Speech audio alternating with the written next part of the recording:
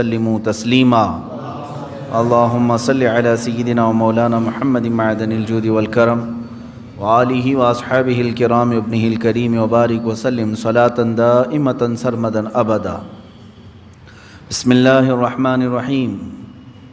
يا أيها الذين آمنوا لا تتخذوا الكافرين أولياء من دون المؤمنين أتريدون أن تجعلوا لله عليكم سلطانا مبينا ان المنافقین فی الدرک الاسفل من النار ولن تجد لهم نصیرا الا الذین تابوا واصلحوا واعتصموا بالله واخلصوا دینهم لله فاولئک مع المؤمنین وسوف یؤتی اللہ المؤمنین اجرا عظیما ما يفعل اللہ بعذابکم ان شکرتم وآمنتم وکان اللہ شاکرا علیما.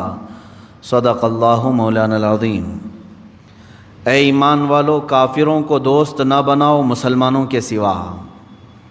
کیا یہ چاہتے ہو کہ اپنے اوپر اللہ کے لیے صریح محبت کر لو؟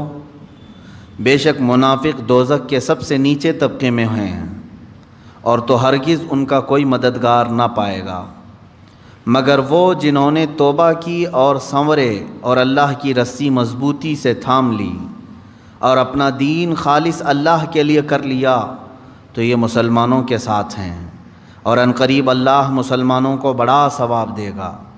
اور اللہ تمہیں عذاب دے کر کیا کرے گا اگر تم حق مانو اور ایمان لاؤ، اور اللہ ہے صلہ دینے والا جاننے والا. یہ آیات بینات اور ان کا ترجمہ بات چل رہی تھی منافقین کے سلسلے میں. اس سے پہلی والی آیتیں جو نفاق اور منافقت کی علامتیں بیان کی ہیں، اب یہاں سے ایمان والوں کو خطاب ہو رہا ہے، ایمان والوں کو بیان کیا جا رہا ہے. دیکھو اے ایمان والوں، منافقین کی یہ عادتیں ہیں، یہ خصلتیں ہیں. ان میں سے پہلی چیز تو اللہ نے فرمایا اتخذون الکافرین اولیاء من دون المؤمنین، کہ وہ کافروں کو اپنا دوست بناتے ہیں مسلمانوں کو چھوڑ کر کے. ایمان والوں سے دوستی میں وہ اپنی شان گھٹنا سمجھتے ہیں اور کفار و مشرکین سے سانٹھ گانٹھ کرتے ہیں. یہ منافقین کی پہلی علامت ہے. دوسری چیز یہ ہے، اللہ نے فرمایا کہ یہ کفار و مشرکین کے پاس عزت طلب کرنے کے لیے جاتے ہیں. وہاں جاتے کس لیے ہیں؟ کہ ہماری تھوڑی سی عزت بڑھ جائے. اور اللہ تعالیٰ نے فرمایا عزت تو سب اللہ کے پاس ہے. تیسری چیز اللہ تعالیٰ نے یہ فرمایا کہ وہ انتظار کرتے رہتے ہیں مومنین کے اوپر جب کوئی آفت آئے تو وہ یہ دیکھتے ہیں کہ مومنین کا جن دشمنوں سے مقابلہ ہو رہا ہے، اگر مومنین کو فتح مل گئی تو کہتے ہیں ہم تمہارے ساتھ تھے اس لیے فتح ہو گئی، اور اگر مومنین کو شکست ہوئی، کافروں کو فتح ہوئی، دشمنوں کو فتح ہوئی، تو ان کے پاس جا کر کے کہتے ہیں اس جیت کا سبب ہم ہی ہیں کہ ہم نے تم لوگوں کو مسلمانوں کے شر سے بچایا. ادھر جا کر کے یہ بات کرتے ہیں. منافقین کی یہ بھی علامت ہے. اور اللہ تعالیٰ نے یہ بھی فرمایا کہ منافق اللہ کو دھوکہ دینے کی کوشش کرتے ہیں جبکہ وہ خود اپنے آپ کو دھوکہ دے رہے ہیں. ان کی علامت یہ بھی ہے کہ جب نماز کو کھڑے ہوتے ہیں تو سستی اور کاہلی سے کھڑے ہوتے ہیں، بے دلی سے کھڑے ہوتے ہیں، عبادت میں ان کا دل نہیں لگتا. یہ منافقین کی علامتیں ہیں. دھوکہ دینے کی کوشش کر رہے ہیں اللہ تعالیٰ کو. زکوٰۃ دے رہے ہیں تو اس میں ہیلے بہانے کر جاتے ہیں، چھپا لے جاتے ہیں، کچھ بچا لے جاتے ہیں. اللہ کو دھوکہ دینے کی کوشش کر رہے ہیں جو قادر حی و قیوم ہے، جو ایک لمحے کے لیے بھی تمہارے کسی عمل سے غافل نہیں، اسے دھوکہ دینے کی کوشش کرتے ہیں منافقین. یہ سب علامتیں ہو جانے کے بعد اللہ عز و جل نے اب ایمان والوں سے فرمایا یا ایھا الذین آمنو. یہاں سے جو آیتیں ہیں اب تمہارے خطاب پر ہیں، ایمان والوں کو خطاب ہے. اس میں رب تعالیٰ نے ان تمام چیزوں سے بچنے کا آرڈر دیا. اے ایمان والو، کافروں کو دوست نہ بناؤ مسلمانوں کے سوا. لا تتخذوا الکافرین اولیاء من دون المؤمنین. اس مسئلے کی وضاحت میں کر دوں، کیا مسلمان کا نان مسلم کے ساتھ دوستی کرنا ناجائز ہے؟ دوستی کر سکتا ہے کہ نہیں کر سکتا ہے؟ مسائل بھی ہیں اس پر. یہاں کون سے دوست بنانے کی ممانعت آئی ہے؟ دوست جو ہے کئی معنی میں ہیں. آپ کا پڑوسی ہونے کے اعتبار سے دوست ہے، کبھی آپ کا بزنس کا تعلق ہونے کے اعتبار سے دوست ہے، کبھی آپ ہم کلاس ہیں، اسٹوڈنٹ ہیں، سیم اس اعتبار سے دوست ہے، کبھی کلیگ ہے اس اعتبار سے دوست ہے. لیکن دوست جس معنی میں قرآن نے کہا ہے وہ ہم راز کو کہتے ہیں. ہمارے راز اس کو بتائے جائیں، ان کے راز ہمیں معلوم ہوں، اس دوستی کے لیے منع کیا گیا ہے. ہاں، اسلام نے غیر مسلموں سے کلی طور پر دوستی کو منع نہیں کیا. تم تعلقات رکھ سکتے ہو. فرق دو چیزوں کا ہمیشہ یاد رکھنا، ایک موالات ہے، ایک معاملات ہے. مثال کے طور پر میرے آپ سے موالات یعنی محبت ہے، قلبی تعلق ہے، اس لیے کہ میں جس نبی کا کلمہ پڑھتا ہوں آپ بھی اسی نبی کا کلمہ پڑھتے ہیں، میرے لیے عزیز بھائیوں کی طرح ہیں. یہ ہماری دینی محبت ہوتی ہے. اور اس میں ہوتا یہ ہے کہ تمہارے گھر میں عید آئی میں چلا آیا، میرے گھر میں عید آئی تم چلے آئے، ایک دوسرے کے سکھ دکھ میں ہم آنا جانا یہ سب باقی رہتے ہیں. یہ موالات میں سے ہے، دینی محبت کرنا. میں تمہاری فکر میں لگا رہا ہوں، آپ میری فکر میں لگے رہیں، خیر خواہی ایک دوسرے کی کرنا، یہ موالات ہے. اور ایک معاملات ہے. معاملات میں ہوتا یہ ہے کہ میاں لین دین ہے ہمارا آپ کا، بس یہیں تک قائم رہے گا. آپ سے مجھے سامان خریدنا ہے، مجھے پیسے دینا ہے آپ کو، آپ نے سامان مجھے بیچا، میں نے آپ کو پیسے دے دیے. یہ معاملات، یہ تو پوری دنیا کے ہر طبقے کے ساتھ جائز ہے. آپ سب کے ساتھ معاملات کر سکتے ہیں. آپ تاجر ہیں، آپ دکان میں بیٹھے ہیں، یہ نہیں دیکھتے کہ خریدنے والا صرف ایمان والا آنا چاہیے، ایسا نہیں ہے. اسلام نے کلی طور پر اس میں اجازت دی کہ معاملات میں آپ سارے لوگوں کے ساتھ رہیں. موالات جو ہے وہ ہر قوم اپنے اپنی کچھ نہ کچھ اسپیشلٹی رکھتی ہے، خصوصیات رکھتی ہے. اسی طرح اسلام نے بھی اپنی کچھ خصوصیات رکھی ہیں کہ آپ دینی معاملات میں یہ نہیں کہ آج کسی نان مسلم کو میں نے بلا کر کے اپنے ہاں نماز پڑھا لی اور اس کا دل رکھنے کے لیے کل مندر میں جا کے پوجا کر لی. یہ ہو گئے موالات، یہ دینی محبتیں ہو گئیں.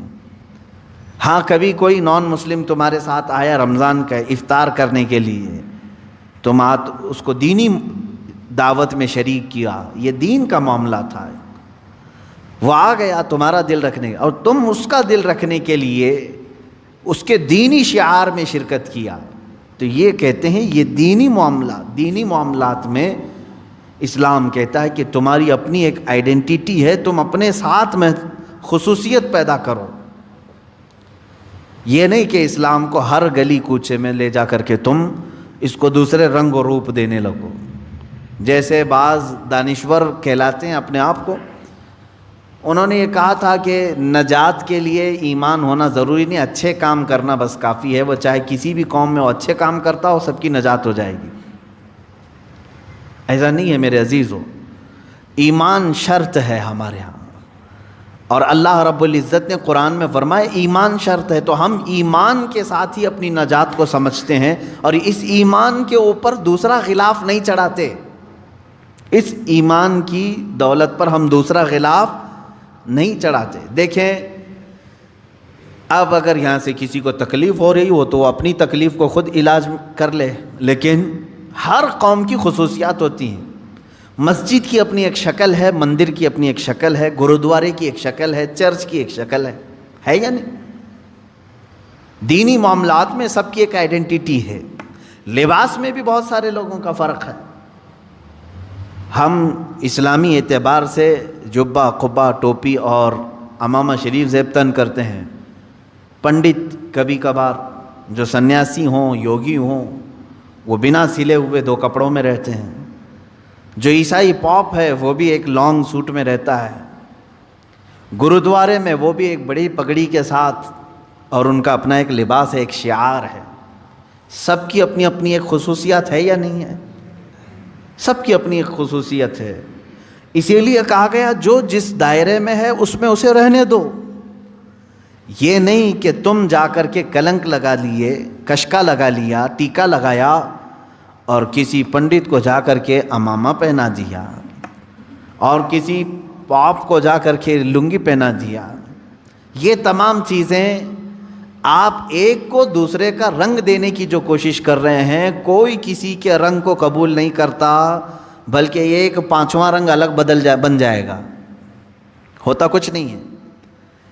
سیکولرزم کے اعتبار سے بعض لوگ اس طرح مکس چیزیں کرنے کی کوشش کرتے ہیں۔ دیکھیں، جہاں پر بھی رہیں آپ اپنی آئیڈینٹی کے ساتھ، اپنے دین کے تشخص کے ساتھ رہیں۔ میں خود شریک ہوا ہوں بہت سارے سرو سمیلن پروگراموں میں جہاں پر ہر دھرم کے لوگ آتے ہیں، تو یہ ضروری نہیں ہے کہ میں اپنے دین کو چھوڑ کر کے دوسرے دین کی بات کروں۔ میں وہاں پر ایک ترجمان بن کر کے گیا ہوں، تو مجھے چاہیے کہ میں اپنے دین پر قائم رہوں اور میں اپنے دین کی نمائندگی کروں۔ دنیا اس بات کو بھی سمجھتی ہے کہ 4 کمپنیوں کے ہم اگر ایمبیسیڈرز کو بلائیں، بڑی بڑی کمپنیاں جو ان کے ترجمان بن کر کے آئیں، تو ظاہر سی بات ہے وہ اپنی کمپنی کا ہی برانڈ لے کر کے آئیں گے، کیونکہ وہ اس کمپنی کے ایگزیکٹو ہیں یا تو پھر اس کے پرچارک ہیں۔ وہ اپنی کمپنی کا پروڈکٹ لے کر کے آپ کے سامنے آئیں گے۔ سیمسنگ والا آیا ہے، ایپل والا آیا ہے، اور دیگر کمپنیوں والے کھڑے ہیں۔ ایسا نہیں ہوگا کہ سیمسنگ والا ایپل والے کی بڑائیاں بیان کرے، اسے کمپنی دوسرے ہی دن فارغ کر دے گی۔ تجھے بھیجا تھا ہم اپنا ایمبیسڈر بنا کر کے، تو گا رہا ہے کسی اور کی۔ ایپل والا اپنے برانڈ کو لے کر کے آئے اور پھر کہے میاں کیا کہنا ہے سیمسنگ کی، ایپل والا اسے فارغ کرے گا کہ نہیں کرے گا؟ تجھے میرے کمپنی کی بات کرنے کے لیے بھیجا گیا ہے، تو میری کمپنی کی بات کر۔ دنیا بھی اس اصول کو سمجھتی ہے۔ تو اے میرے دینی عزیز بھائیوں، آپ سب کو بھی اپنا برانڈ سمجھ لینا چاہیے کہ میں جس خطے میں بھی رہوں، اللہ اور اس کے رسول کا ترجمان بن کر کے جاؤں۔ میں میرے دین کا تشخص اور میرے اسلام کی اچھائیاں لے کر کے جاؤں۔ دیگر ادیان پر مجھے حملہ کرنا نہیں ہے، میں دوسرے مذاہب پر حملہ کرنے کی بات نہیں کرتا، نہ ہی میں ان کی خرابیاں بیان کرنے بیٹھا ہوں۔ ان کو اپنے دین کا پرچارک بنے رہنے دیں، آپ تو کم سے کم پورے اسلام میں داخل رہو۔ بس اتنی سی بات میں کہنا چاہتا ہوں۔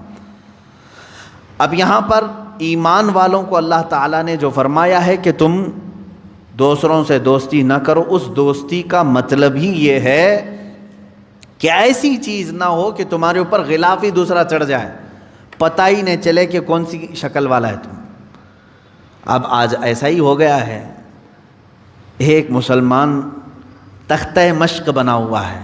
تختہ مشق جانتے ہیں؟ سب لوگ اس پر ٹرائی کرتے ہیں، سارے لوگ آ کر کے اس پر اپنا اپنا ایک ایک رنگ ڈالنے کی کوشش کر رہے ہیں، اور سارے رنگ آ گئے، یہ بیچارہ اپنا ہی رنگ بھول گیا۔ اس کا اپنا کیا تھا؟ کوا چلا ہنس کی چال، اپنی چال بھول گیا۔ اسی طرح سے میں آپ کو بتاؤں، سیکولرزم کے اعتبار سے جو لوگ کوشش کر بھی گئے، سیکولرزم جو ہے سیدھے اس کا ترجمہ اگر آپ مجھ سے پوچھیں گے تو میں کہوں گا منافقت۔ یہ بھی اچھا وہ بھی اچھا، یہ بھی صحیح وہ بھی صحیح، ہم درمیان والے ہیں، اسی کو تو منافقت۔ بہرحال سیکولرزم میں کچھ اچھی چیزیں بھی ہیں، میں ساری چیزوں کی خرابی نہیں کر رہا ہوں۔ جب یہاں ہندوستان میں ہندو تھے اور مسلم تھے، تو دیکھیں ایک شخص نے کوشش کی تھی، میں آپ کو بتاتا ہوں، بہت سارے لوگ کہتے ہیں نا سارے لوگ ایک ہو جائیں ایک ہو جائیں، میں بھی کہتا ہوں ایک ہو جائیں، لیکن تیسرے نہ بن جائیں۔ آپ اپنی آئیڈینٹی ختم کر کے دوسرے کے ساتھ ہونے کی بات نہ کریں، اپنے تشخص کے ساتھ رہیں، اور جتنے آپ کے ساتھ ضم ہو جاتے ہیں بہت اچھی بات ہے۔ کیا رسول پاک صلی اللہ علیہ وسلم نے اتحاد کا نعرہ نہیں لگایا تھا؟ اللہ کے نبی صلی اللہ علیہ وسلم نے سب کو ایک ساتھ ملانے کا حکم نہیں فرمایا تھا؟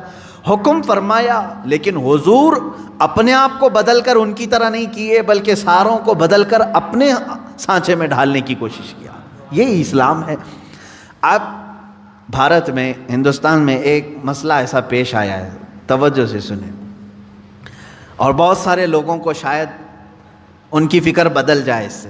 ہندو تھے، مسلم تھے، ہندو اپنے ہندوانہ رسم و رواج میں تھے، پوجا میں ہیں، ان کے اپنے تہوار ہیں، ان کے اپنے شعار ہیں، مسلمانوں کی اپنی عبادتیں ہیں، ان کی مسجدیں ہیں، ان کے اپنا لباس ہے، ان کے اپنے تہوار ہیں. لیکن ایک صاحب آئے گرو نانک. گرو نانک پوری دنیا گھومے ہوئے شخص. گرو نانک بغداد میں کئی سال تک چلہ کشی کی ہے. گرو نانک کا بہت سارے ملکوں میں دورہ ہوا. ساری چیزوں کو دیکھ کر کے گرو نانک ایک سیکولر شخص تھا، ایک سیکولر آدمی، یعنی ابھی تک کسی دھرم میں، کسی دین میں داخل نہیں. اسلام کو بھی خوب پڑھا گرو نانک نے. حضور پاک صلی اللہ تعالیٰ علیہ وسلم کی حدیثیں بھی پڑھی، سنتیں بھی پڑھی، امپریس بھی ہوئے. گوتم بدھ کی بھی تعلیمات پڑھی. گوتم بدھ کو بہت گہرائی سے پڑھا، دیکھا، امپریس ہوئے.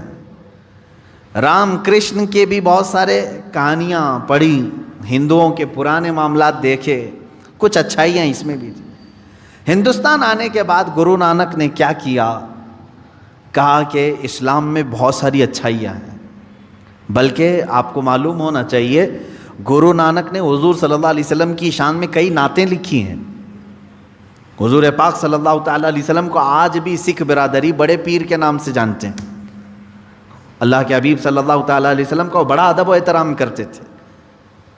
گرو نانک نے پگڑی کو لازم کیا اور اس کے فوائد بیان کیے. اللہ کے حبیب صلی اللہ تعالیٰ علیہ وسلم کی کئی سنتوں کو انہوں نے اپنی زندگی میں لازم قرار لیا. وہ امپریس تھے. خیر ہوا کیا، ایک سوچ یہ لے کر کے آئے سارے دینوں کو ایک ہونا چاہیے، سارے لوگوں کو ایک ہو جانا چاہیے، ہندوؤں کو بھی، مسلمانوں کو بھی، بدھوں کو بھی، بدھسٹ جو ہیں ان سب کو ملا دینا چاہیے. تو انہوں نے دعوت دینا شروع کیا. ایک کام کرتے ہیں، اسلام کی کچھ اچھائیاں بھی ہم لے لیتے ہیں، ہندوؤں کی بھی چیزیں باقی رکھتے ہیں، بدھزم کی بھی کچھ چیزیں ہیں، بدھ مت کی بھی کچھ چیزیں باقی رکھتے ہیں، یہ سب ملا کر کے سارے لوگوں کو ایک کرتے ہیں. سوچا تو ٹھیک تھا اتحاد کے لیے. اس سوچ پر کام شروع کیا، لوگوں کو بلایا اور ایک لا ترتیب دیا. یہ اسلامی چیزیں، ہندو مت کی چیزیں، بدھ مت کی چیزیں سب جمع کیا. کچھ فالوور تو بن گئے، لیکن میرے عزیزو فرق کیا پڑا؟ ہندو ہندو ہی رہے، مسلمان مسلمان ہی رہے، تیسرے ایک اور برادری پیدا ہو گئی، ایک اور دین جنم لے لیا. کون سا؟ سکھ. انہوں نے کام کس لیے کیا تھا؟ سب کو متحد کرنے کے لیے. تو میں کہتا ہوں کبھی کبھار جو اس طرح کے اتحاد کی بات کرتے ہیں وہ ایک تیسرا فرقہ جنم دے دیتے ہیں، ان کو تو ملا نہیں سکتے. اسی لیے ہونا کیا چاہیے؟ آپ لوگ یہ سوچ رہے ہوں گے کہ اتحاد ہونا ہی نہیں چاہیے. نہیں، میں چاہتا ہوں اتحاد. قرآن نے کہا ہے عیسائیوں سے اتحاد کے لیے. کیسے؟ اللہ نے فرمایا تعالوا الی کلمۃ سواء بیننا وبینکم الا نعبد الا اللہ. اے رسول آپ ان کو بلا لیں، عیسائیوں کو، آ جاؤ ایک پوائنٹ پہ ہم جمع ہو جاتے ہیں، ایک پوائنٹ پہ ہم جمع ہو جاتے ہیں جو تمہارے اور ہمارے درمیان ایک ہی ہے. کیا؟ ہم بھی اللہ کے سوا کوئی دوسرا خدا نہیں مانتے، تم بھی خدا کے سوا کسی دوسرے کو نہ مانو. اس پوائنٹ پہ جمع ہوتے ہیں. یہ اتحاد ہے جو قرآن کی دعوت ہے، یہ دوستی ہے. اس طرح کی دوستی کرو آپ. میرے کسی اصول پر فرق آنے نہ پائے، اس طرح کی دوستی آپ کرو. بعض لوگ سمجھوتے اور مصلحتوں کے نام پر، دوستی کے نام پر اپنے آپ کو بھی چینج کر لے جاتے ہیں، اپنا آپ بھلا لیتے ہیں. اس کی مثال میں یوں سمجھا دوں آپ کو، کسی کا دل رکھنے کے لیے اتنا نہ گر جاؤ کہ تمہاری جڑیں ختم ہو جائیں. ہاں آپ کا گھر، میرا گھر یہاں سامنے ہے، آپ کا گھر ادھر ہے. آپ نے کہا کہ ہمارے اور آپ کے درمیان تلخی ہے کھڑکی کے معاملے کو لے کر کے. میں نے کہا ٹھیک ہے، کھڑکی ادھر سے ادھر نکال دیا، فرق نہیں پڑے گا. سامنے والے نے کہا کہ کھڑکی آپ کی ادھر کھلتی ہے، اگر ادھر نہ ہو تو ہمارا آپ کا کوئی مسئلہ ہی نہیں. تو میں نے اتحاد کے لیے، ان سے محبت کے لیے اپنی کھڑکی بدل لی. کبھی سامنے والے نے کہا آپ کی چوکھٹ جو ہے وہ بہت اونچی ہے، تھوڑی چھوٹی ہوتی تو ہمارا اور آپ کا کوئی اختلاف ہی نہیں ہوتا. میں نے کہا ٹھیک ہے، چوکھٹ میں چھوٹی کر لیتا ہوں تاکہ ان چیزوں سے فرق نہیں پڑتا میرے گھر پر، تھوڑی سی تبدیلی ہوگی. سامنے والے نے یہ کہا اگر آپ کے پائے سے جو ہے نا بڑا مسئلہ ہے میرے لیے، یہ پایا نکال دو تو ہمارا اور آپ کا اختلاف ہی ختم ہو۔ یہ کون سی بات ہوئی بھائی؟ یہ تو پائے کی بات کر رہا ہے، میرے گھر کے پائے کی بات کر رہا ہے کہ پایا آپ کا یہ نکال دو تو میرا اور آپ کا اختلاف ہی نہیں رہے گا۔ تو تم کیا چاہتے ہو کہ میں کھلے میدان میں آؤں تب اختلاف ختم ہوگا تمہارا؟ اسی طرح میرے عزیزوں، کبھی کبھار اتحاد کے نام پر آپ سے یہ کہا جائے گا صرف ٹوپی تمہاری ہمارے لیے دقت کی بات ہے، تم نکال دو، داڑھی تمہاری ہمارے لیے دقت کی بات ہے، نکال دو، ہمارا تمہارا اتحاد ہوگا۔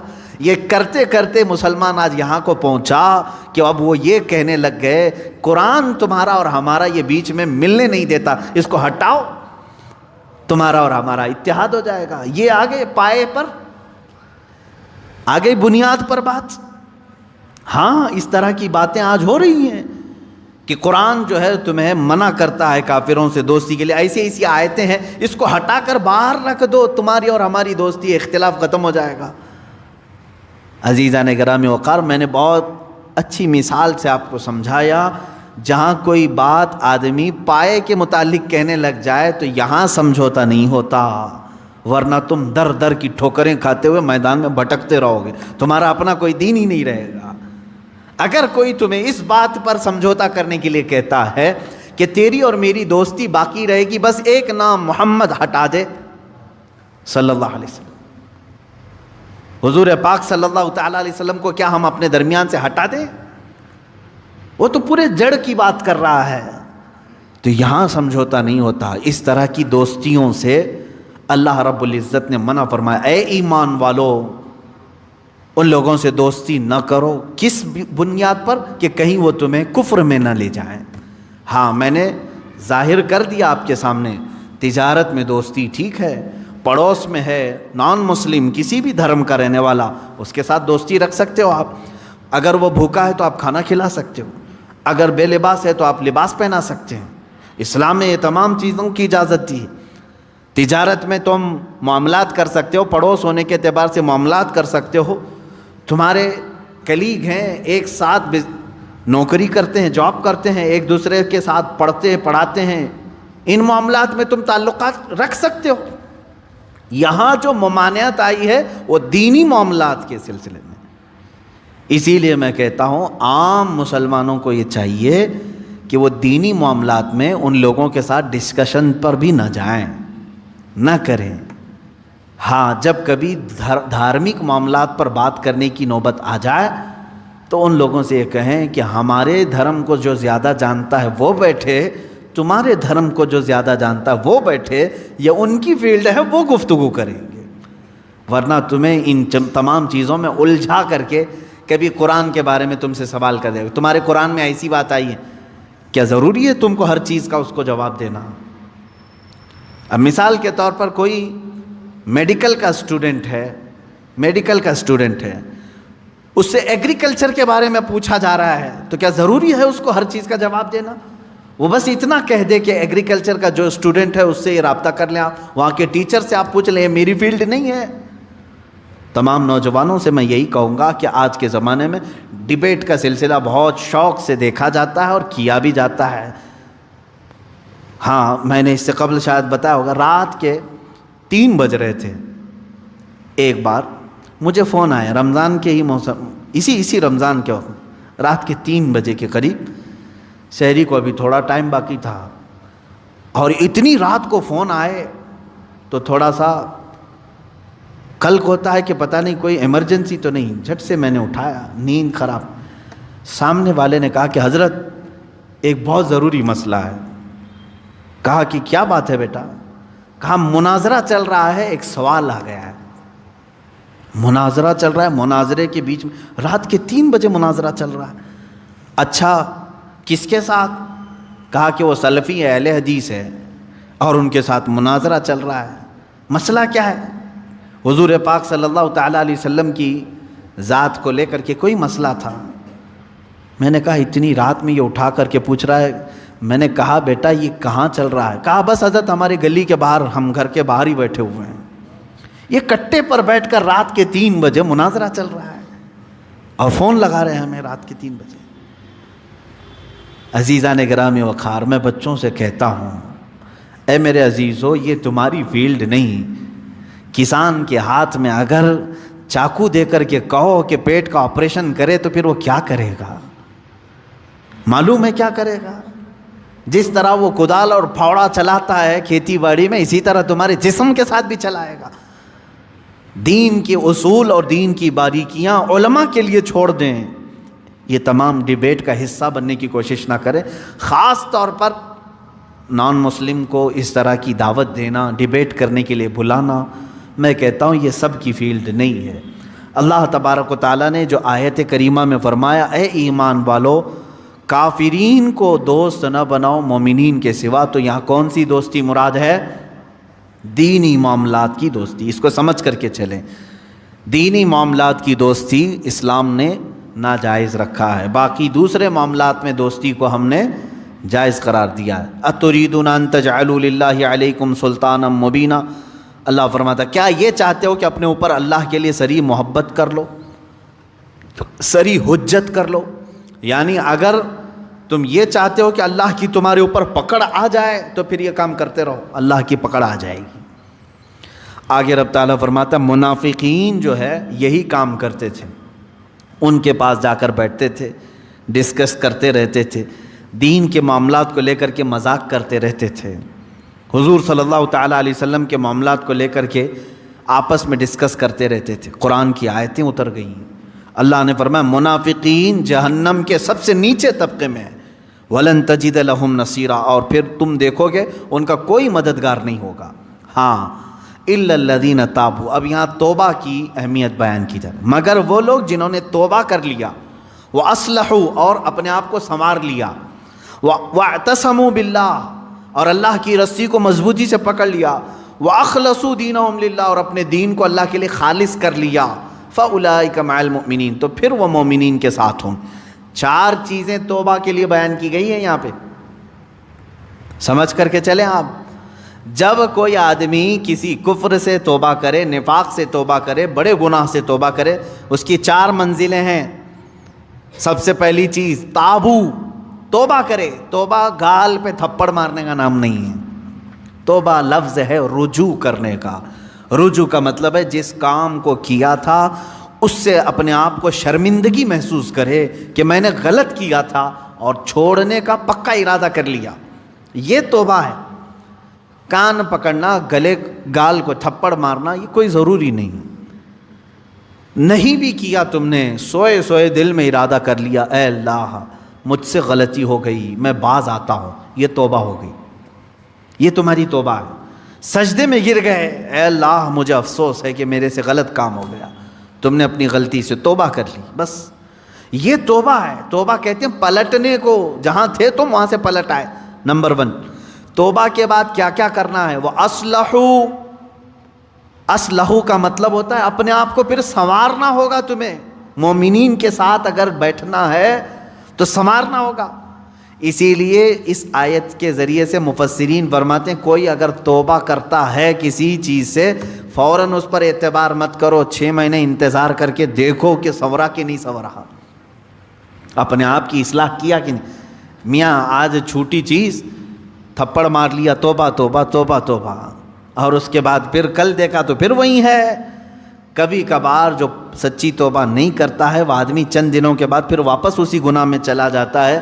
شریعت نے کہا ہے کہ 6 مہینے اس کا انتظار کریں، 6 مہینے اس کا انتظار کریں، دیکھیں کہ اس نے اپنے آپ کی اصلاح کر لی یا نہیں۔ کچھ لوگ صرف شادی کے لیے توبہ کر لیتے ہیں، صرف شادی کے لیے ایمان لے آ رہے ہیں، یہ بھی معاملات ہے۔ تو یہاں پر بھی حکم ہے، ٹھیک ہے ایمان لائے، میں اس کا انکاری نہیں ہوں۔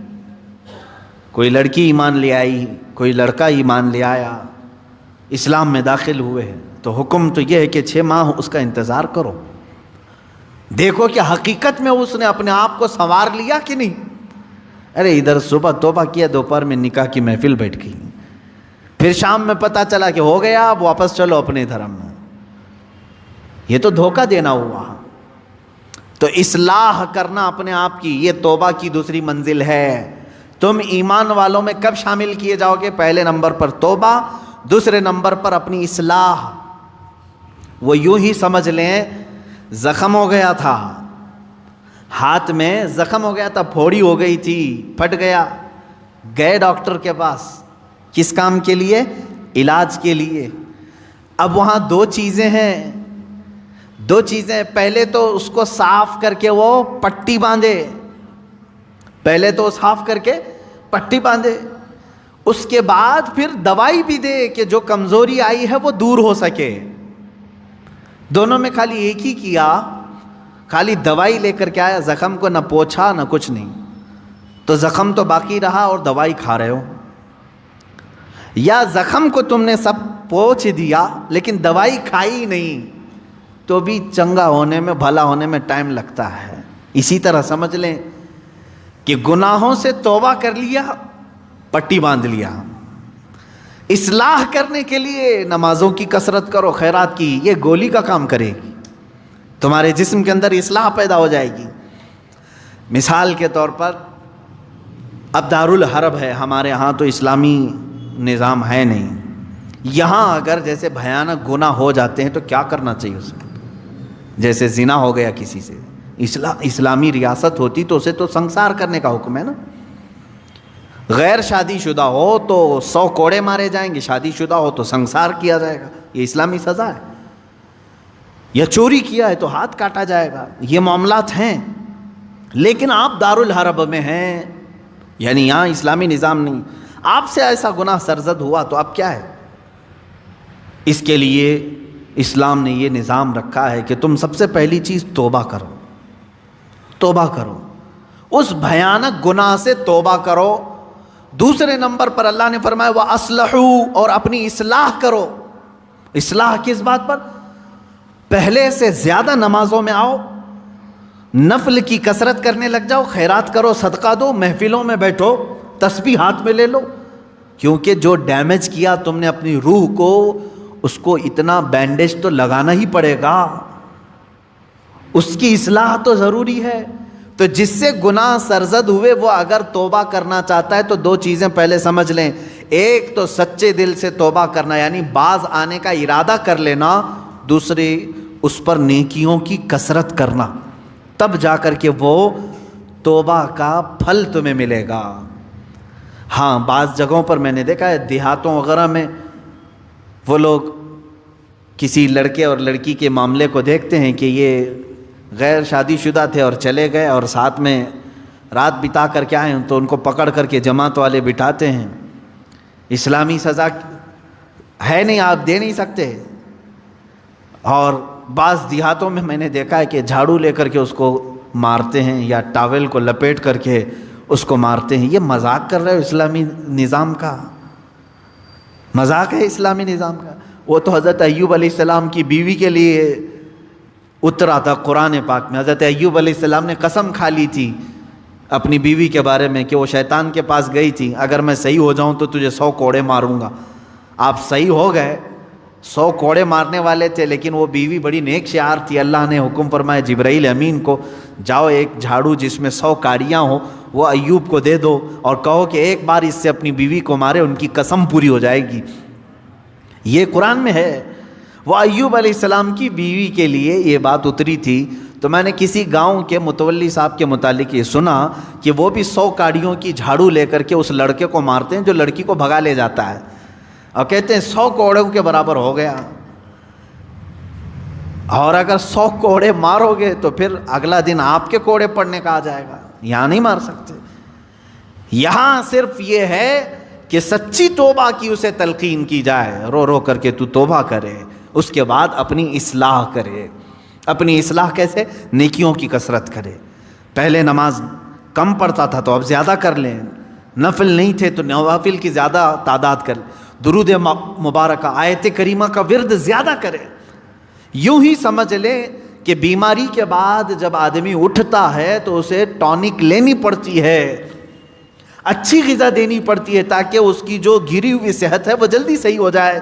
گناہ کرنے کے بعد بندے کی روح اسی طرح بیمار ہوتی ہے، توبہ کے بعد اسے ٹونک دینے کے لیے نیکیوں کی کثرت ضروری ہے، وہ نوافل کی کثرت کرے۔ نمبر 3، وَاعْتَصَمُوا بِاللَّهِ، اللہ کی رسی مضبوطی سے تھام لے۔ یہ اللہ کی رسی ہے کیا؟ اس پر ہی بہت گھنٹوں تفسیر ہو جائے گی.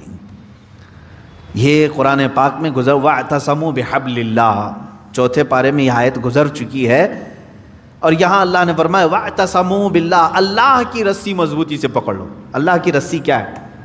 آسمان سے کوئی چیز لٹک رہی ہے کہ اس کو پکڑ کر کے جھولتا رہے گا، چھوڑے گا نہیں. اللہ کی رسی، مفسرین کے الگ الگ اقوال ہیں. قرآن پاک اللہ کی رسی ہے، اسے جو تھام لیا گویا کہ وہ اللہ کی رسی کو پکڑ لیا.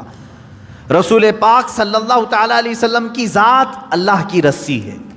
حضور صلی اللہ علیہ وسلم کو جو تھام لیا، ان کی تعلیمات کو، وہ اللہ کی رسی کو پکڑ لیا ہے.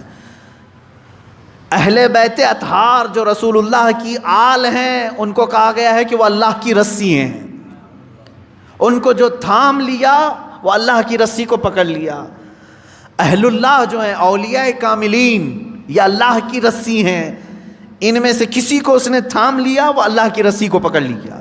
تو توبہ کرنے کے بعد اور دو چیزیں ایکسٹرا ہو گئی. ایک اصلاح، دوسرے نمبر پر اللہ کی رسی کو پکڑنا ہے. یعنی قرآن لے لو.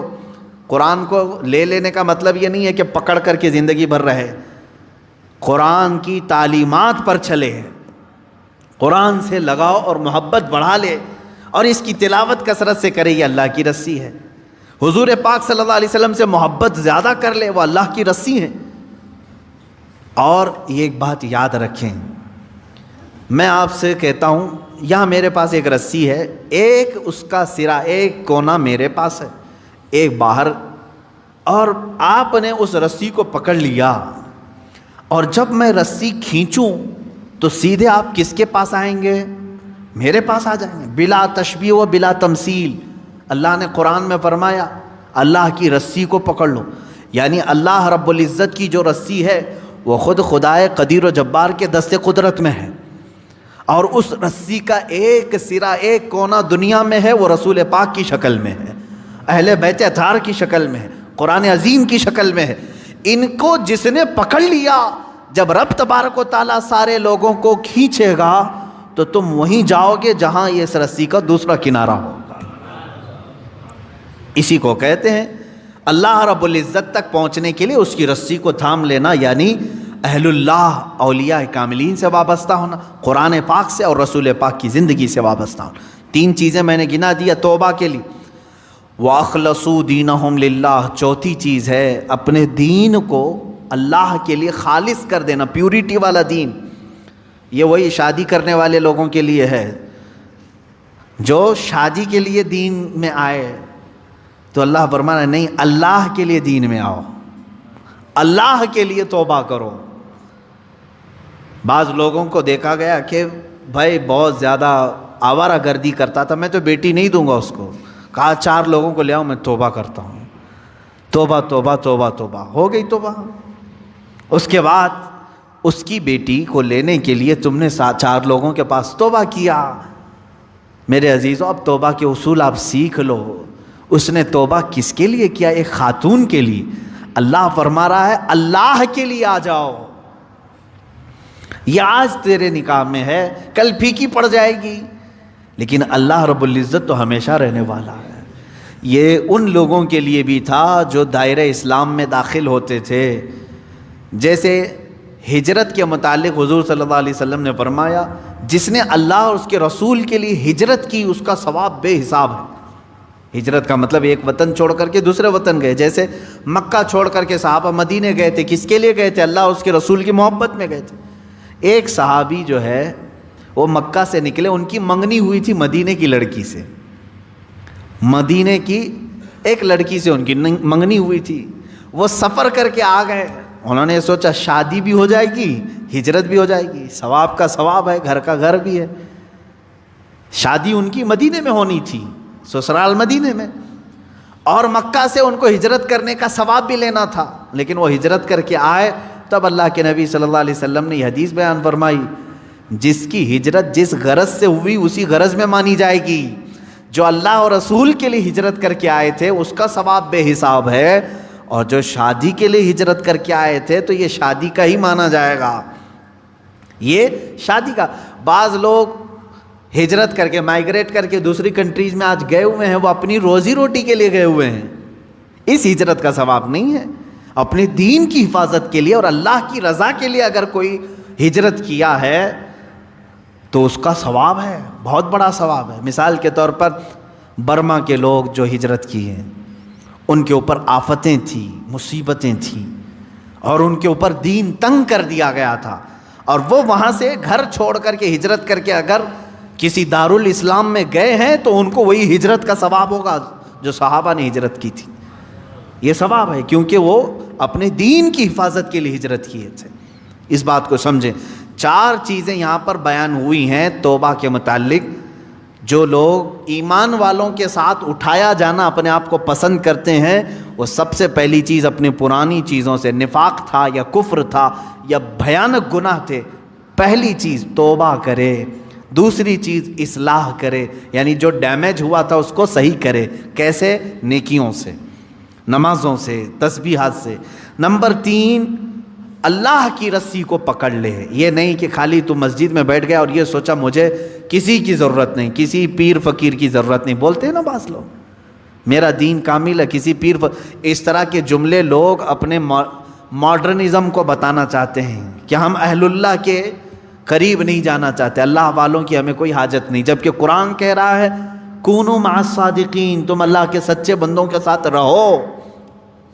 اگر تمہاری ضرورت نہیں تھی تو اللہ نہیں فرماتا کہ ان بندوں کے ساتھ رہو، یہ اللہ کی رسی ہے، ان کی صحبت میں اپنا وقت گزارو، ان کی تعلیمات میں اپنا وقت گزارو۔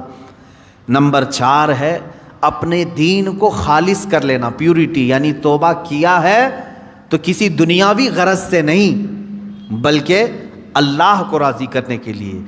بزنس کے لیے اگر کوئی داڑھی رکھ لیا، اپنا دھندا چمکانے کے لیے اگر کوئی ٹوپی پہن لیا، تو نہ اس داڑھی کا اسے ثواب ہے نہ اس ٹوپی کا اسے ثواب ہے، بلکہ وہ دھوکہ دڑی میں شامل ہے۔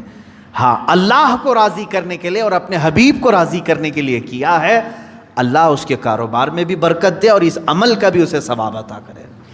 یہ 4 چیزیں ہیں۔ آگے اللہ تعالیٰ فرماتا ہے سوف یؤتی اللہ المؤمنین اجرا عظیما، ان قریب اللہ مسلمانوں کو بڑا ثواب دے گا، ایمان والوں کو بڑا ثواب دے۔ اب یہ اس پارے کی آخری آیت میں تلاوت کر رہا ہوں، 5ویں پارے کی، ما یفعل اللہ بعذابکم ان شکرتم وآمنتم۔ کتنی پیاری بات ہے، اللہ فرما رہا ہے اللہ تمہیں عذاب دے کر کیا کرے گا؟ رب تعالیٰ خود ہی پوچھ رہا ہے کیوں عذاب دے گا تم کو؟ زبردستی اللہ تمہیں عذاب دے کر کیا کرے گا اگر تم اس کا حق مانو اور ایمان لاؤ؟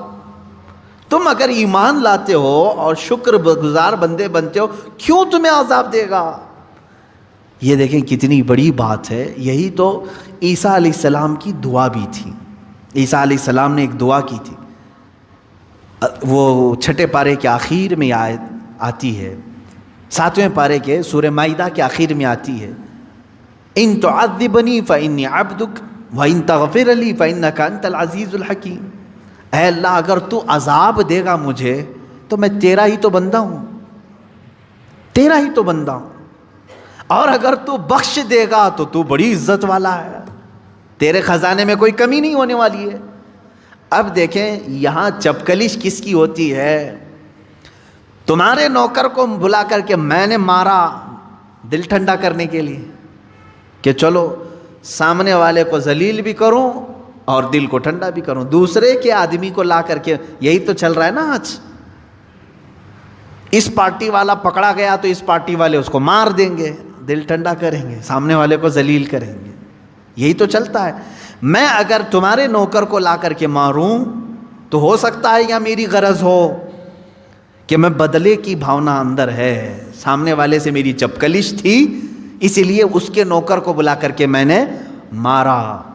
لیکن رب ذوالجلال کے ساتھ تو ایسا معاملہ نہیں، وہ اگر کسی بھی بندے کو عذاب دے تو کسی دوسرے کا تو بندہ ہے نہیں، اسی کے بندے ہیں، کوئی دوسری جماعت کا بندہ نہیں ہے۔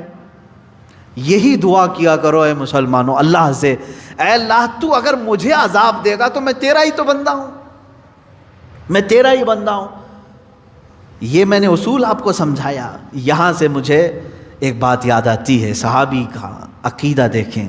اللہ رب العزت کسی پر بھی عذاب نہیں دینا چاہتا، بلکہ وہ قیامت کے دن تو فرمایا اللہ کے حبیب صلی اللہ علیہ وسلم نے چھوٹے چھوٹے بہانے دیکھے جاتے ہیں بخشنے کے، چھوٹے چھوٹے بہانے دیکھے جاتے ہیں، یہاں تک کہ فرمایا حدیث پاک میں ہے ایک شخص کو فرشتے گھسیٹتے ہوئے لے جا رہے تھے، رب تعالیٰ نے فرمایا روک دو اس کو، اس کی کوئی نیکیاں نہیں ہیں، کہا کچھ بھی نہیں ہے مولا اس کے پاس، گناہ بھاری ہو گئے ہیں اس کے۔ رب تبارک و تعالیٰ نے اس سے سوال کیا، اس سے پوچھو میرے بندے سے کیا زندگی میں کبھی کسی عالم کی محفل میں بیٹھا تھا؟ وہ کہتا ہے نہیں۔ پھر فرشتے گھسیٹتے ہوئے لے جاتے ہیں، اس بات پر بخشش کے لیے اللہ تعالیٰ فرما رہا ہے بیٹھا تھا، اس کے پاس وہ بھی نہیں تھا۔ پہلے پوچھا گیا کیا مصافحہ کیا تھا؟ اس نے کہا نہیں، ایسا کبھی اتفاق ہی نہیں ہوا۔ محفل میں بیٹھا تھا؟ کہا نہیں۔ اس نے کہا ہاں ایک مرتبہ ایسا ہوا تھا کہ میرے گاؤں ایک بڑے عالم دین آئے تھے، سارے لوگ ان کو دیکھ رہے تھے تو میں بھی دور سے دیکھ رہا تھا، اور دل میں نے ان کی عزت رکھی تھی۔ اللہ نے فرمایا وہ نائب رسول کا احترام کیا، اسے معاف کر دو۔ اللہ اکبر۔ یہ اللہ رب العزت کے بخشنے کے معاملات ہیں۔ وہ تو اسی لیے فارسی میں کہا گیا نا رحمت حق بہانہ می جویت بہا نمی جویت، فارسی کا ایک قول ہے اللہ کی رحمت تو بہانے ڈھونڈتی ہے، قیمت نہیں دیکھتی۔ اب بندہ اگر یہ سوچ کر کے بیٹھ جائے کہ نہیں وہ بہت ہی عذاب دے گا، بہت ہی عذاب دے گا، نہیں میرے عزیزو، اللہ تبارک و تعالیٰ کو رحیم و کریم بھی یقین رکھو۔ اور خود مولا فرما رہا ہے ما یفعل اللہ بعذابکم، تم کو عذاب دے کر اللہ کیا کرے گا؟ کیوں اللہ عذاب دے گا تم کو؟ کیا تم دوسرے کے بندے ہو کہ تمہیں عذاب دینے کے بعد بدلہ لیا جائے گا؟ نہیں، اللہ تعالیٰ ہاں اس کے اصول تھے دنیا میں، سب کو اللہ نے بتایا تھا اس راستے پر چلو، تم بہک گئے تھے اس لیے تمہیں عذاب میں مبتلا کیا جا رہا ہے، ورنہ زبردستی کسی کو نہیں۔ اسی لیے وہ صحابی رسول کا عقیدہ مجھے یہی بتانا تھا۔ میں یہاں پر اپنی گفتگو کو سمیٹتا ہوں۔ حضور پاک صلی اللہ تعالیٰ علیہ وسلم کے پاس صحابی آئے، کہنے لگے یا رسول اللہ صلی اللہ علیہ وسلم، اللہ تعالیٰ اپنے بہت سارے کام فرشتوں کے توسل سے، فرشتوں کے اسباب سے کراتا ہے۔ بارش برسانے والا فرشتہ میکائیل علیہ السلام، روزی پہنچانے والے فرشتے ہیں، بچے کی ولادت سے پہلے ماں کے پیٹ میں آ کر اس کا ناک نقشہ شکل پوری دینے والے دوسرے فرشتے ہیں، قبر میں سوالات کرنے کا کام کون کر رہا ہے؟ فرشتے۔ تمہارا درود حضور صلی اللہ علیہ وسلم تک پہنچانے والے فرشتے ہیں، بارش برسانے والے، ہوا چلانے والے فرشتے ہیں۔ اللہ تبارک و تعالیٰ اپنے کائنات کے سارے کاموں کو فرشتوں کے لیے مقرر کیا ہے، کاموں پر فرشتوں کو مقرر کیا ہے، سارے کام فرشتے کر رہے ہیں۔ اس صحابی نے حضور سے کیسا سوال کیا؟ پوچھتے ہیں یا رسول اللہ صلی اللہ علیہ وسلم، قیامت کے دن جب ہم سب کا حساب کتاب ہو رہا ہوگا تو کون سا فرشتہ حساب لینے کے لیے اللہ بٹھائے گا؟ جبرائیل کو اللہ نے نبیوں تک پیغام پہنچانے کے لیے مقرر کیا، اسرافیل کو سور پھونکنے کے لیے قیامت کے پہلے، اور پھر میکائیل کو آسمان سے بارش برسانے کے لیے، اسرائیل کو روح نکالنے کے لیے، علیہم الصلاۃ والتسلیم اجمعین۔ صحابی نے پوچھا قیامت کے دن ہمارا حساب لینے کے لیے کون سے فرشتے کو رکھے گا اللہ تعالیٰ؟ اب دیکھیں میرے آقا صلی اللہ علیہ وسلم نے فرمایا اے میرے صحابی، کوئی فرشتہ نہیں، ڈائریکٹ اللہ ہی حساب لے گا، اللہ تعالیٰ ہی خود حساب لے گا۔ تو وہ صحابی جھومنے لگ گئے، رقص کرنے لگے، واہ میرے رب کی شان، واہ۔ تو کہا کیوں اتنی خوشی کس بات کی ہے؟ کہا اگر یہ فرشتوں کو ڈیوٹی دی جاتی تو پھر وہ ایک پائی بھی ادھر کی ادھر نہیں کرتے، وہ تو اپنے کام میں پورے ہوتے ہیں۔ ہم نے تو اسرائیل کو زندگی بھر دیکھا ہے، ایک منٹ آگے پیچھے نہیں چھوڑتا، روح نکالنا ہی نکالنا ہے۔ لیکن جب میرے آقا آپ نے فرمایا کہ اللہ خود حساب لے گا تو مجھے معلوم ہے کہ وہ اللہ رحمان بھی ہے، رحیم بھی ہے، ستار بھی ہے، غفار بھی ہے۔ جب وہ اپنے بندوں کے حساب لینے پر آئے گا تو کسی کا چھپا دے گا، کسی کو بے حساب معاف کرے گا، کسی کو یوں ہی جنت میں بھیج دے گا۔ جب آپ نے فرما دیا تو میرا یقین بڑھ گیا کہ میرے بھی بخشش کی امید مجھے لگ گئی۔ قیامت کے دن میرے بھی بخشش کی مجھے امید لگ گئی. یہ امید صحابہ کی جو تھی وہی رکھو اپنے رب سے. ہم جیسوں کی بھی بخشش ہو جائے گی. اللہ اگر حساب لے, اللہ تعالیٰ اگر حساب لے, ہم سب کی بخشش ہو. ہاں فرشتوں کو رکھے گا تو وہ ڈیوٹی پوری کریں گے, وہ ڈیوٹی پوری کریں گے. یہی اللہ تعالیٰ فرماتا ہے اللہ تمہیں عذاب دے کر کیا کرے گا اگر تم دو چیزیں کرو. کیا؟ ایک ایمان لاؤ, ایمان پر قائم رہو, اور دوسرے شکر بجا لاتے رہو. اللہ تعالیٰ تمہیں کیوں عذاب دے گا؟ وَكَانَ اللَّهُ شَاكِرًا عَلِيمًا, اور اللہ صلہ دینے والا, جاننے والا ہے, بدلہ جزا دینے والا ہے. یہاں شکر کا لفظ آیا ہے. جو بندہ شکر نہیں کرتا وہی سب سے زیادہ عذاب میں گرفتار ہوتا ہے. دیکھیں حضور صلی اللہ علیہ وسلم نے فرمایا قیامت کے دن معراج کے سفر میں نے جہنم میں سب سے زیادہ عورتوں کو دیکھا. صحابیات کے پاس حضور فرما رہے ہیں کیوں؟ حضور سے پوچھا کیوں عورتیں زیادہ تھیں؟ حضور فرماتے ہن یکفرن العشیر, اس لیے کہ وہ اپنے مردوں کی ناشکری بہت کرتی تھیں. ناشکری ایک ایسی چیز ہے جو دوزخ میں لے جاتی ہے, عذاب میں گرفتار کرتی ہے. یہ چیزیں بندوں کے اندر بہت آتی ہیں. اگر تم ایمان والے ہو اور شکر گزار ہو ٹینشن مت لو, اللہ عذاب نہیں دے گا, اللہ عذاب نہیں دے گا. ایمان پر قائم ہے اور شکر کر رہے ہو. شکر یہ ہے کہ ہر بات پر تم الحمدللہ کہو. بیماری کے بستر پر ہو, بیماری کے بستر پر ہو, کوئی پوچھے کیسے ہوگا الحمدللہ. ہاں کوئی سوال کرے گا کیا یہاں پر بھی شکر کرنا, حالانکہ میں بیمار ہوں, بولوں تو کیا فرق ہے؟ میرے عزیز ہاں یہاں کس بات کا شکر کرے گا تو جانتا ہے؟ تجھے جو بیماری دیا اللہ نے وہ تیرے گناہوں کے برابر کی نہیں دیا, اس بات کا شکر کر. اگر تیرے گناہوں کے برابر کی بیماری دے دیتا تو ابھی بستر پر پتہ نہیں کیڑے مکوڑوں کی غذا بن چکا ہوتا.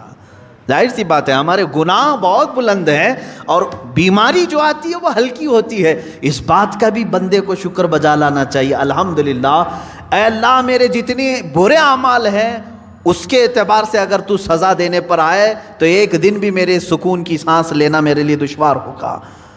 اتنی بیماری دیا تو نے, یہ بھی تیرا شکر ہے, یہ بھی تیرا شکر ہے. بلکہ ایک دانت بھی جھڑ جائے تو بزرگان دین شکر کرتے تھے, شکر کرتے تھے. کس بات پر؟ ارے دانت جھڑ جائے تو شکر. ایک بزرگ نے فرمایا ہاں اس لیے کہ جتنی دیر میں نے اللہ کی تسبیح نہیں بیان کی, غافل رہا, وہ مولا چاہتا تو میرے پورے دانت توڑ دیتا, چاہتا تو پوری زبان خراب کر دیتا, پھر بھی ایک ہی ٹوٹا ہے, اس پر بھی میں شکر کر رہا ہوں. یہ شکر کی زندگی ہے. آج چھوٹی چھوٹی سی چیزوں پر واویلا, سب کچھ ہے تمہارے پاس, صحت بھی ہے, تندرستی بھی ہے, سب کچھ. شکایت کم کرو, شکر زیادہ کرو. کیا آپ نے اپنی زندگی میں ہی جھانک کر کے نہیں دیکھا؟ کیا ہمارے پاس بیماری آئی تو ہم سب کو بتائے؟ صحت مندی سب کے سامنے کیوں نہیں بتاتے؟ جب مال اچھا آ رہا تھا, برکت خوب تھی, تو کسی کو نہیں بتایا, سب کو چھپا چھپا کر کے رکھا. کتنا پیسہ آ رہا ہے کسی کو نہیں بتایا. جہاں خسارہ ہوا سب کو بولنے لگے بہت مندی ہو گئی, بہت دھندا خراب ہو گیا. تو یہ تو ناانصافی ہے نا. تو گویا کہ تم اپنے مولا کی شکایت بندوں سے خوب کر رہے ہو اور اس کی دی ہوئی نعمتیں کبھی بندوں کے سامنے نہیں بیان کر رہے. ہونا تو یہ چاہیے کہ اللہ نے فرمایا تم پر میں نے جو نعمتیں اتاری ہیں اس کا اظہار کرو. اگر تمہارے پاس مال ہے, اچھے کپڑے پہننا یہ اللہ کی نعمتوں کا اظہار ہے کہ اللہ تعالیٰ نے مجھے لاوارث نہیں رکھا, مجھے کھلا رہا ہے, پلا رہا ہے. تمہارے پاس اگر مال اللہ نے دیا ہے, اچھے کھانے کھائے اور دوسروں کو بھی دیا, اچھے کپڑے پہنے اور دوسروں کو بھی پہنایا, یہ فرماتے ہیں وہ شکر گزار بندہ ہے. حضور پاک صلی اللہ علیہ وسلم نے پسند فرمایا کہ تم اپنے اوپر اپنے رب کی نعمتوں کا اظہار کرو, اللہ کے سامنے اظہار کرو کہ مولا یہ سب تیرا دیا ہوا ہے, جو میں پہن کے آیا ہوں یہ تیرا ہے. ہاں ناشکری کرنے والے بندوں میں عورتیں زیادہ ہیں اور مرد بھی ہیں جو سب کے سب دوزخ میں جا رہے ہیں. یہی دو چیزیں یہاں پر بیان ہوئی ہیں. اللہ تمہیں کیوں کر عذاب دے گا اگر تم ایمان پر ہو اور شکر کر رہے ہو. اللہ تعالیٰ زبردستی کسی پر عذاب نہیں نازل کرتا. اب قرآن کی وہی آیت ہے, اللہ تعالیٰ فرماتا ہے وَمَا رَبُّكَ بِظَلَّامٍ لِّلْعَبِيدِ, اللہ اپنے کسی بندے پر رائی کے دانے کے برابر بھی ظلم نہیں کرتا, ظلم نہیں کرتا. وہ تو معاف پر معاف کرتا ہے، ظلم نہیں کرتا۔ ہاں اگر سزا دے گا تو وہ بھی انصاف کے برابر دے گا، سزا دے گا تو انصاف کے برابر دے گا۔ اسی لیے بزرگوں نے ہمیں تلقین کی ہے۔ ایک چیز میں آپ کو بتا دوں کہ اگر تمہیں زندگی میں کوئی ارادہ کر لیا، مثال کے طور پر مجھے گھر بنانا تھا، پیسے جمع کرتا رہا لیکن گھر بنا ہی نہیں، تو روتے گاتے سب کو بولنے کی ضرورت نہیں، میری خواہش تو یہ تھی لیکن ہوا نہیں۔ اس پر حکم یہ بزرگوں نے فرمایا کہ تو خدا بننے کی کوشش مت کر کہ جو تو چاہے وہ ہو جائے، یہ تو اللہ کی شان ہے۔ کبھی ایسا ہوگا کہ تو جو چاہے وہ ہو جائے گا، کبھی ایسا ہوگا جو تم چاہتے ہو وہ نہیں ہوگا۔ تو اس میں کیا کرنا چاہیے بندے کو؟ بزرگوں نے فرمایا اگر تیرے چاہنے کے بعد کوئی کام ہو گیا تو یہ کہہ کہ اللہ مجھ جیسے کمتر کو بھی مکمل کر کے دے دیا، اور اگر تیرے چاہنے کے بعد نہیں ہوا تو یوں کہہ کہ اللہ تبارک و تعالیٰ نے اپنے عدل کے مطابق جو کیا وہ بالکل صحیح کیا، کہ مجھ جیسے کے لیے وہ تھا ہی نہیں کام جس کی میں خواہش کر کے بیٹھا تھا۔ میرے مرشد گرامی کا یہ شعر مجھے یاد آتا ہے، اللہ رب العزت کی بارگاہ میں وہ یوں دعا کرتے تھے کہ میں گنہگار ہوں اور بڑے مرتبوں کی خواہش، میں گنہگار ہوں اور بڑے مرتبوں کی خواہش، تو کریم ہے خدایا تیری بندہ پروری ہے۔ یعنی میں چاہتا تو کہ بڑے مقامات مل جائیں لیکن حیثیت نہیں ہے، خواہش تو کر رہا ہوں، مل گئے تو تیرا انعام ہے، نہیں ملے تو یہ تو میری خود کی کوتاہی ہے، ویسے تو مجھے ملنا ہی نہیں چاہیے لیکن مل گئے تو تیرا انعام ہے۔ اللہ رب العزت ہم سب کو قرآن عظیم کی تفسیر اور اس کے معانی پر عمل کی توفیق عطا فرمائے۔ وآخر دعوانا الحمدللہ رب العالمین۔ کل سے انشاءاللہ